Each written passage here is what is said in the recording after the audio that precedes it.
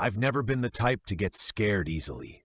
I don't watch horror movies with my hands over my eyes, and I've lived alone for long enough that every creak in the walls or whistle of the wind doesn't bother me anymore. But what happened after I moved into that quiet neighborhood still keeps me awake at night. I know how it sounds. People always laugh when they hear me tell it out loud, like I'm exaggerating, or I just let my imagination run wild. But I swear to you, everything I'm about to tell you is true, and if you don't believe me, maybe you should come by my street one night. Look at the house across from mine. Stay long enough, and you'll see what I saw. It was last September when I moved into my new place. It wasn't anything fancy, just a 2-bedroom rental house in a sleepy little neighborhood on the edge of town. The first thing I noticed was how quiet it was. No traffic noise, no rowdy kids running around, just a few houses lined up, all with tidy little yards and trimmed hedges. Perfect for someone like me who wanted peace after living in the city for years. Directly across from me stood an old 2-story house. The paint was faded, the windows dusty, and the grass in the front yard had grown a little too high. It didn't look abandoned exactly, but it had that neglected vibe, like nobody had really taken care of it for a long time.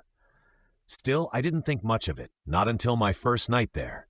I was sitting on my couch surrounded by unpacked boxes when I glanced out the window. That's when I saw him. A man was standing in the upstairs window of the house across the street, just standing there, staring directly at me. At first I jumped a little, but then I laughed at myself. Neighbors stare. It happens. Maybe he was just curious about the new person moving in. I raised my hand in a half wave. The man didn't wave back. He didn't even move. He just stood there, face pale against the glass, watching me. I tried to shrug it off, but I couldn't shake the feeling that his eyes were following me as I walked from room to room. By the time I went to bed, I'd pulled my curtains tight shut. The next day, I decided to introduce myself. It seemed silly to feel creeped out by a neighbor I hadn't even met. But when I crossed the street, walked up the cracked path to his door and knocked, nothing. No answer. I knocked again, louder this time. Still nothing. I leaned forward, pressing my ear to the door. The house was silent. I finally gave up, feeling a little awkward, and turned back toward my place. That's when I noticed it. The upstairs curtain shifted slightly, and there he was again, standing there, looking right at me. But this time, he was smiling. It wasn't a friendly smile. It was too wide, too fixed, like he was mocking me somehow. I quickly walked back across the street, refusing to look again until I was inside. My heart was pounding, and for the first time since I'd moved in, I didn't feel so comfortable in my new neighborhood. A few days later, I was in the driveway unloading groceries when a woman walking her dog stopped to chat. "New to the neighborhood?" she asked kindly. "Yeah," I said, smiling. "Just moved in last week." She nodded, then glanced across the street at the house. "Shame about that place, huh?" "What do you mean?" I asked. She lowered her voice like she didn't want anyone else to hear. "It's been empty for years. The family that owned it passed away. No one's touched it since." I felt my stomach drop. "Are you sure?" I've seen someone inside." She frowned. "No, honey, that house is empty. Trust me. Nobody lives there." And then she just walked away with her dog like she hadn't just shattered my sense of reality. From that day on, everything escalated. At night, I'd hear footsteps outside my door. Slow, heavy, deliberate. Sometimes they'd stop right in front of my porch, and I'd see a long shadow stretching under the crack of my curtains. I started sleeping with the lights on. One evening, I heard knocking on my back door. Soft at first, then louder. Relentless.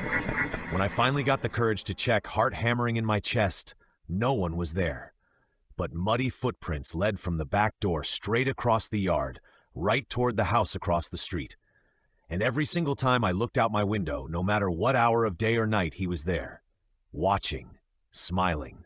I told myself I was losing it. That maybe the stress of moving had gotten to me. But then one night, I woke up to the sound of my front door handle jiggling. Someone was trying to get in. I froze, listening. The sound stopped.